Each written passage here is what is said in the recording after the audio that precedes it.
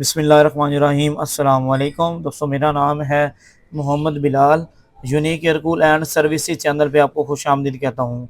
दोस्तों, आज हमारे पास जो वीडियो में टॉपिक है बहुत ख़ास है और ये उन लोगों के लिए ख़ास टॉपिक है जो कि इन्वर्टर रेफ्रिजरेटर से परेशान है।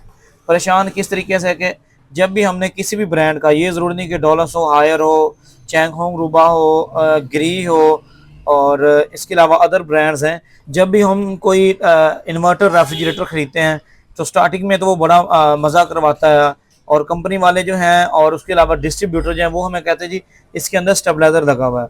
तो कुछ अर्से के बाद, ये ज़रूरी नहीं कि साल 2 साल 3 साल बाद, मैनी टाइम्स ये होता है कि वारंटी के अंदर ही हमारा जो फ्रिज है वो ख़राब हो जाता है। जब कंपनी में कंप्लेन करते हैं तो वो कहते हैं जी इसका जो बॉक्स है कंप्रेसर वाला, इसके जो पीसीबी बॉक्स है, जो कि अभी आप किट मैं आपको दिखाऊंगा, वो किट बर्न हो जाती है। किट तो एक दफ़ा फ्री में वारंटी में चेंज हो जाती है, लेकिन उसके बावजूद साल 2 साल के बाद किट जो है वो दोबारा मसला करना स्टार्ट कर देती है।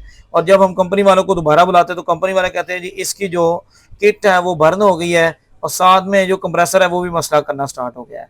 तो इसका जो हल है वो हल है जी इसका कंप्रेसर चेंज करवाएं, साथ में पीसीबी चेंज करवाएं। अगर पीसीबी वारंटी में नहीं है तो पीसीबी तकरीबन कोई 16-17 हज़ार के करीब है और जो जेन्युइन है लोकल लेंगे वो तकरीबन कोई 13-14 हज़ार के करीब है। और अगर कंप्रेसर की बात की जाए तो टोटल जो खर्चा कंपनी वाले बताते हैं वो तकरीबन 35 से 40 हज़ार बताते हैं, जो कि बहुत ज़्यादा हो जाते हैं। अब इस वीडियो में हम आपको जो बताएंगे कि क्या हमारी जो इन्वर्टर फ्रिज है वो सादा हो सकती है। अगर सादा हो सकती है तो इसको जो कंप्रेसर है वो R600 लगवाना चाहिए या R134 लगवाना चाहिए। तो दोस्तों, मैंने आपको इस फ्रिज का जो फॉल्ट बताया कि ये जो मेरे कस्टमर हैं इन्होंने एक दफ़ा इसकी पीसीबी चेंज करवाई, दोबारा जब कंपनी वालों को बुलाया तो उन्होंने कहा जी आपकी जो पीसीबी है वो बर्न हो चुकी है दोबारा और कंप्रेसर भी जो है वो आउट ऑफ वारंटी है। तो खैर, इस परेशानी को जो हल मैंने निकाला वो ये है कि जी क्या हम डीसी इन्वर्टर फ्रिज को नॉन इन्वर्टर फ्रिज कर सकते हैं। और उसके अलावा अगर कंप्रेसर डालेंगे कि हम क्या हमारा जो कंप्रेसर है नया वो वर्किंग करेगा। तो इन तमाम शक व शुबहात को दूर करने के लिए दोस्तों मैंने ये वीडियो स्पेशल आप लोगों के लिए बनाई है। जैसा कि अभी आपने देखा, हमने सबसे पहले कंप्रेसर रिमूव किया, गैस निकाली, कंप्रेसर रिमूव किया, उसके बाद बारी आती है जी फ्लशिंग की। तो फ्लशिंग अल्हम्दुलिल्लाह मैंने स्टार्ट कर दी है। फ्लशिंग जो है वो ज़रूरी है। फ्लशिंग करना इसलिए ज़रूरी है कि पुराना जो कंप्रेसर है उसका जो ऑयल है और उसकी जो गैस के साथ जो लुब्रिकेंट इसके अंदर रह गया था वो हमने निकालना है जी सीटीसी से निकालने के बाद अब हमने नया कंप्रेसर फिट करना है। नया कंप्रेसर जो है और फ्लश करना ये तो हर मैकेनिक को पता। तो दोस्तों, हमने इसके अंदर 1/4 का R600A का डब्बा पैक ब्रांड न्यू कंप्रेसर डाला है। अब बारी आती है जी इसकी वर्किंग की। क्या ये डीसी इन्वर्टर के मुकाबले में लो एम्पेयर है और क्या इसकी जो कूलिंग है वो डीसी इन्वर्टर कंप्रेसर की जितनी है, इससे कम तो नहीं है। तो दोस्तों, इस वीडियो में हम आपको टोटल ये डिटेल के साथ एक एक बात समझाएंगे, एक एक पॉइंट दिखाएंगे। अब हमने क्या किया जी, पुराने कंप्रेसर को रिमूव किया, नया कंप्रेसर हमने ब्रांड न्यू इंस्टॉल किया R600A 1/4 का, ठीक है जी।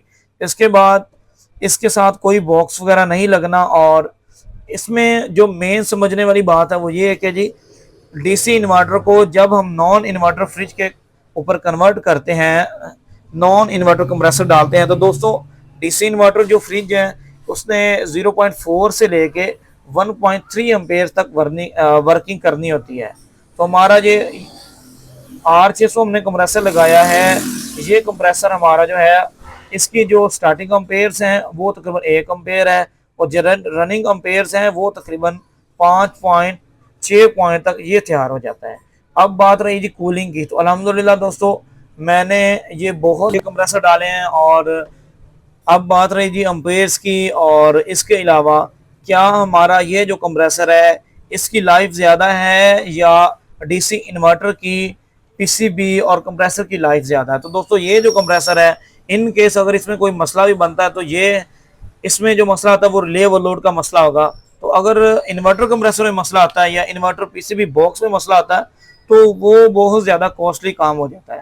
तो दोस्तों, हमने क्या करना है, हमने R600A कंप्रेसर जब भी लगाना है तो CTC के साथ फ्लशिंग करनी है, तब इंस्टॉल करना है। ये तमाम काम करने के बाद अब बारी आती है जी इसके जो मेन कनेक्शन हैं वो कैसे करने हैं। और R600 कंप्रेसर जब हमने इंस्टॉल करना है तो इसके ऊपर हमने वैक्यूम का कितना टाइम देना होता है।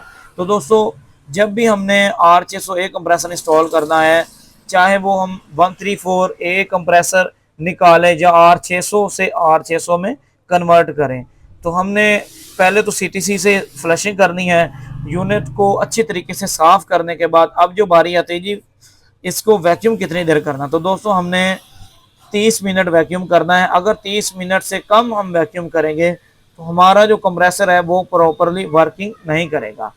अब आप सोच रहे होंगे जी वर्किंग किस तरीके से नहीं करेगा। तो दोस्तों जब भी हम वैक्यूम कम करते हैं तो हमारा जो कंप्रेसर है उसमें ये होता है कि एयर चले जाती है। ठीक है, नए कंप्रेसर में जब भी एयर जाएगी तो मैनी टाइम्स वो ये करेगा जी, कभी कंप्रेसर हीटअप हो जाएगा और कभी फ्रिज जो है वो अपनी कूलिंग छोड़ देगा, कभी कंप्रेसर जो है वो अपने अम्पेयर्स बढ़ाना स्टार्ट कर देगा। तो दोस्तों हमने इस यूनिट को वैक्यूम पे लगाया और वैक्यूम पे लगाने के बाद अभी मैं आपको इसमें जो गैस है वो चार्ज करने का थोड़ा सा प्रोसेस दिखाऊंगा। गैस के साथ साथ अब बारी आती है जी इसके जो मेन कनेक्शन है वो किस तरीके से करने हैं।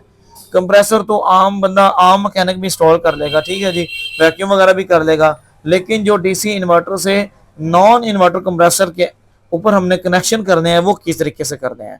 तो दोस्तों ये अभी आप ब्राउन जो वायर देख रहे हैं, ये ब्राउन वायर ऊपर से आ रही है जहाँ पे कनेक्शन हुए हैं, ठीक है जी। इस ब्राउन वायर को हमने क्या करना है जी, अगर तो आपके पास एक ब्लैक है और एक ब्राउन है और उसके अलावा 2 ब्लू हैं, तो जो 2 ब्लू तारें होगी उनको आपस में आपने जोड़ देना है।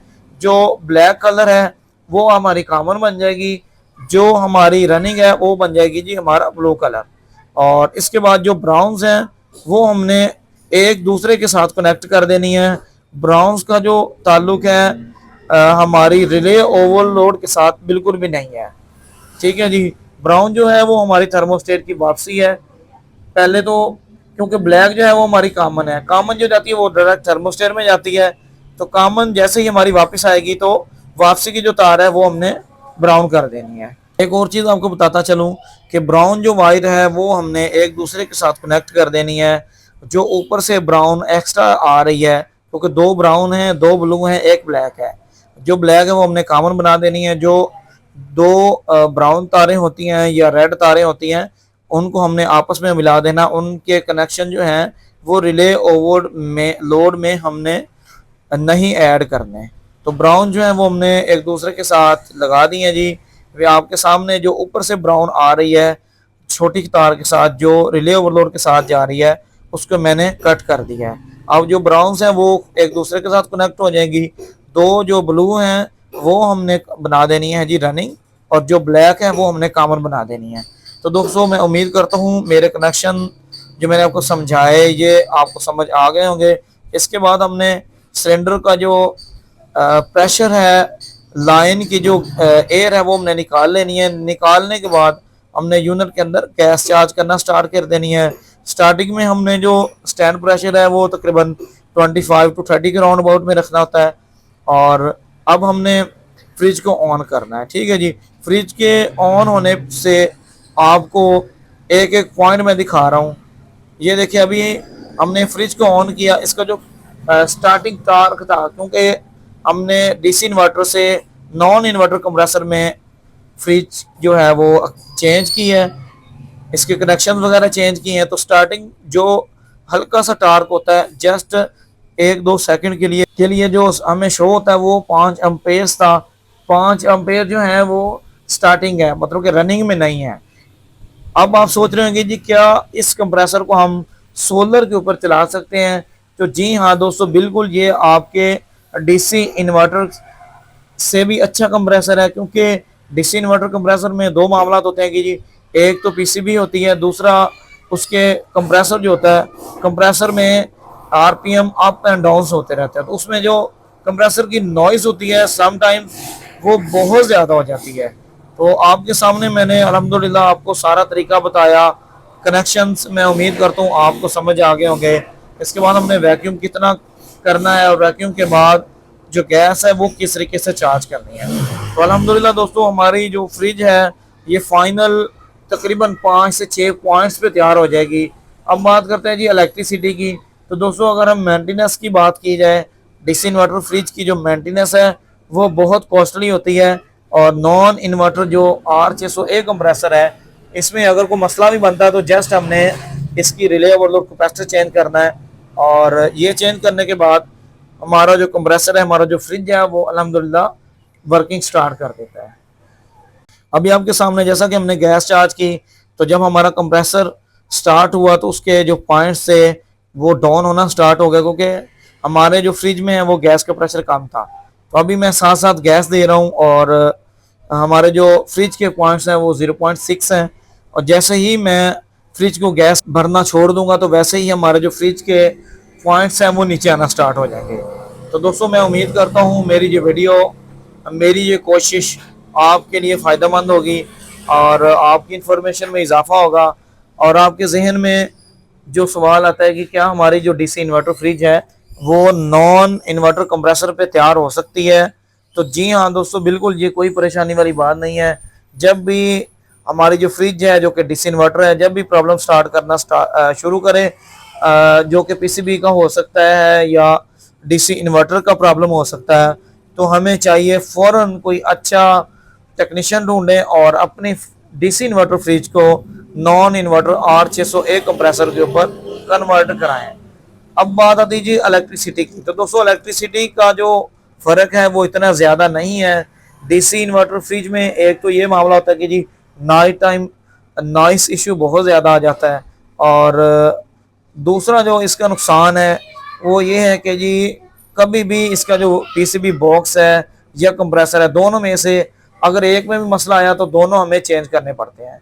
पीसीबी जो है वो अगर तो वारंटी में है, फ्री ऑफ कॉस्ट वो कंपनी वाले चेंज कर देते हैं। इसके अलावा अगर वारंटी के अलावा तो फिर हमें पीसीबी और कंप्रेसर दोनों चेंज करवाने पड़ते हैं, जो कि बहुत कॉस्टली हो जाता है।